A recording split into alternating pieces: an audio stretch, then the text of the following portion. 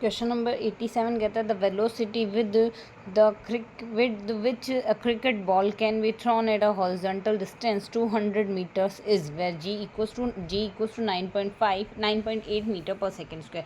तो least velocity हमने find out करनी है। तो अगर लीस्ट वेलोसिटी हमने इसके लिए देखनी है तो हम जानते हैं फॉर द मैक्सिमम रेंज के लिए हमारे पास थीटा मस्ट भी 45 डिग्री है। अगर थीटा 45 डिग्री होगा और रेंज का फॉर्मूला होता है u² sin 2 theta upon g आता है।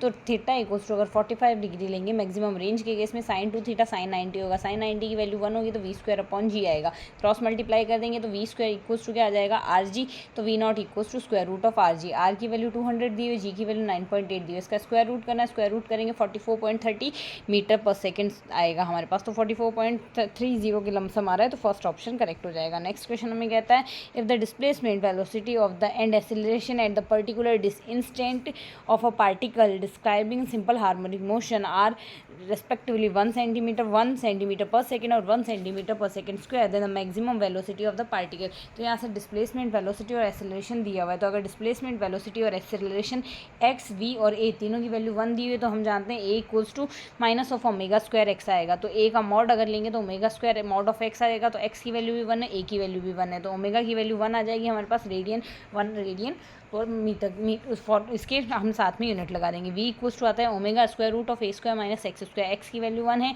a की वैल्यू v की वैल्यू 1 है और ओमेगा की वैल्यू भी 1 ही आई है हमारे पास, अभी हमने सॉल्व किया है। तो यहाँ से a की वैल्यू a स्क्वायर की वैल्यू 2 आ जाएगी, दोनों साइड सिंप्लीफाई करेंगे होल स्क्वायर करके। तो a की वैल्यू रूट 2 आ जाएगी। v मैक्सिमम की वैल्यू आती है v maximum equals to omega into a। तो ओमेगा इंटू a यानी √2, यहाँ से √2 आ जाएगा और centimetre per second.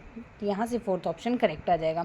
Next question कहता है if a function f from r to r where r is the set of real numbers and f of x equals to 1 minus mod of x minus 2 then the range of, इसकी जो range आएगी तो यहाँ से अगर देखें तो इसकी वैल्यू हमारे पास माइनस इन्फाइनाइट तक जाएगी। जैसे जैसे x की वैल्यू बढ़ेगी, मान लीजिए x की वैल्यू इन्फाइनाइट तक बढ़ेगी तो इस मॉड वाले टर्म की वैल्यू हमारे पास इन्फाइनाइट को जाएगी। तो 1 माइनस इन्फाइनाइट करेंगे तो माइनस ऑफ इन्फाइनाइट तक जाएगी। तो माइनस इन्फाइनाइट तक जाएगी, ये दो ऑप्शन तो डिस्कार्ड हो गए।